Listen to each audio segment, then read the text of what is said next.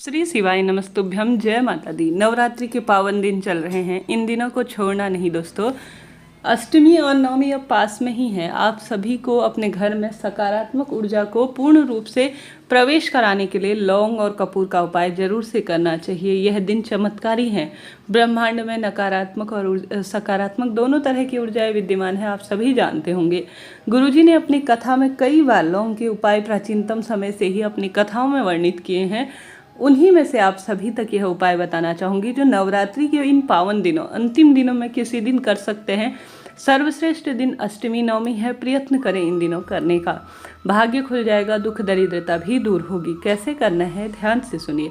सबसे पहला उपाय तो गुरुजी कहते हैं, जब जीवन में काफ़ी परेशानियां बढ़ रही हों तो 3 लौंग और 2 काली मिर्च आपको अपने हाथ की हथेली में, इस वीडियो में आपको बहुत सारे लौंग के उपाय जानने को मिल जाएंगे जो कि बहुत अधिक जो है आपको सफलता प्राप्त करवा सकते हैं। आप सभी को जो मैंने लौंग काली मिर्च बताई, जैसे 3 लौंग और 2 काली मिर्च अपने हाथ की हथेली में रखना है और श्री शिवाय नमस्तुभ्यम मंत्र का जाप करते हुए घर से पूर्ण रूप से नकारात्मकता, किसी का कुछ किया कराया है या कोई परिवार में अशांति, मानसिक चिंता है या परिवार में कोई बाधा बनी हुई है जिस कारण से कलेश होता है, उन सभी का भान करते हुए घर में पूरा घूम जाने के बाद आप सभी को किसी भी शिव मंदिर में चले जाना है। शिव शक्ति का ध्यान करते हुए, इन दिनों उन्हीं के दिन चल रहे हैं, शिवलिंग पर उत्तर या पूर्व दिशा की ओर अपना मुख करते हुए समर्पित पूर्ण रूप से कर देना है। तुरंत जो है गुरुजी कहते हैं परिवार में शांति आएगी और दुख दरिद्रता का भी नाश होगा। कर देखिएगा, लाभ मिलेगा, दुख दरिद्रता का भी नाश होगा। पहला कार्य यह कर लिया आपने, अगर आपसे हो पाए तो। अंतिम दिनों में किसी भी दिन आपसे हो पाता है तो। साथ ही गुरुजी कहते हैं जीवन में कभी ऐसा लगे कि भारी परेशानियां जीवन में पीछा नहीं छोड़ रही हैं तो आप सभी को कहीं ना कहीं अपनी उम्र के अनुसार, जैसे लगता है कि विवाह की उम्र हो गई है 30 साल 35 साल, लड़का लड़की के विवाद हो रहा है, कहीं ना कहीं जो है कुछ छोटी सी बात पर अटक जाता है मामला, या कोई भी विवाहिक संबंधी परेशानी हो रही हो तो नवरात्रि में माता रानी को प्रसन्न कर लेना चाहिए। अपनी उम्र के हिसाब से, जैसे 25 साल 30 साल जितनी भी उम्र है उतनी आप लौंग ले लीजिए और एक लाल धागा ले लीजिए, ठीक है। मौली वाला लाल धागा लेना है उपाय करने के लिए। यह विवाह, संतान सुख, रोग दोष और माता रानी की प्रसन्नता के लिए किया जाने वाला सबसे प्रसिद्ध उपाय है। लौंग की आपको माला बना लेनी है। ध्यान रखिए जितनी भी लौंग लेंगे गिन कर लीजिएगा, फूल वाली होनी चाहिए, परिपूर्ण अवस्था में हो। उन लौंग को उस लाल धागे में बांधकर माला तैयार कर लीजिए। फिर माता रानी के किसी भी स्वरूप के मंदिर में जाकर आपको अपनी मन की बात कहकर माता रानी के गले में धारण करवा देना चाहिए। इन दिनों विवाह के योग बनते हैं। कोई कुंडली में दोष है, मांगलिक दोष, कोई वैवाहिक जीवन की अड़चन है तो तत्काल वह छूटती है और सदा सर्वदा कार्य बनने के पूर्ण अवसर होते हैं। कर देखिएगा, लाभ मिलेगा। साथ ही एक अन्य उपाय है जो कि आप सभी इन दिनों बटकेश्वर महादेव के नाम से कर सकते हैं। यह उपाय खासतौर पर कर्ज से मुक्ति के लिए है। आपको लगता है कि मेरे जीवन में भारी कर्ज लग रहा है, किसी न किसी स्वरूप से लोन है, गाड़ी का चुकता ही नहीं हो रहा है, ब्याज पर ब्याज बढ़ रहा है, तो आप सभी को 1 लोटा जल लेना है घर के मटके से।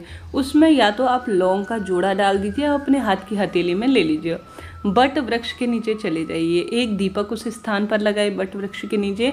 अब अपने जो आपको कर्ज हो रहा है ना, लोन चल रहा है, गाड़ी का, घोड़े का, किसी भी चीज़ का लोन चल रहा है, उन सभी चीज़ का ध्यान करते हुए आप सभी को उस बट वृक्ष के नीचे अपने पूर्ण रूप से कर्ज उतर जाए इस कामना से समर्पित कर देना है, ठीक है। समर्पित कर देने के बाद आपको बटकेश्वर महादेव से प्रार्थना जरूर से करनी है वट वृक्ष के नीचे। इन दिनों यह उपाय न सिद्ध उपाय के रूप में जाना जाता है। किसी भी दिन आप इन नवरात्रि के बचे हुए दिनों में कर सकते हैं, निश्चित ही आपको लाभ इनसे प्राप्त होने वाला है। यह बात हो गई लौंग के उपाय की। अब और जान लेते हैं लौंग और कपूर का उपाय। गुरुजी कहते हैं जब परिवार में नकारात्मक ऊर्जा घर करने लग जाए, रोग दोष बढ़ने लग जाए तो माता रानी को भोग के स्वरूप में मात्र आप रोज जो है या तो 9 दिन के हिसाब से भोग लगा रहे हैं तो भी लौंग का जोड़ा डालें, नहीं तो साधारण सरल तरीके से बताशा या जो भी चीज़ डाल रहे हैं उसमें लौंग का जोड़ा माता रानी को भोग स्वरूप जरूर से लगाएं। अब आप सभी के मुझे प्रश्न प्राप्त होते हैं कि उस जो लौंग का जोड़ा है उसका हमने भोग तो लगा दिया, परंतु उस भोग का क्या करें लौंग के जोड़े का, तो आप उसे हवन में डाल सकते हैं। जब हवन करें ना अंतिम दिन या रोज करते हैं तो उसके हवन में आप थोड़ा थोड़ा जो लौंग का आपने माता रानी को चढ़ा रखा है तो आप पूर्ण आहुति के रूप में लौंग का जोड़ा अग्नि में स्वाहा कहते हुए जो माता रानी के मंत्रों के साथ समर्पित कर देने से भी आपको असीम कृपा माता रानी की प्राप्त होगी। अग्नि के माध्यम से माता रानी उस लौंग के भोग को पूर्ण रूप से आस्वादन कर लेंगी।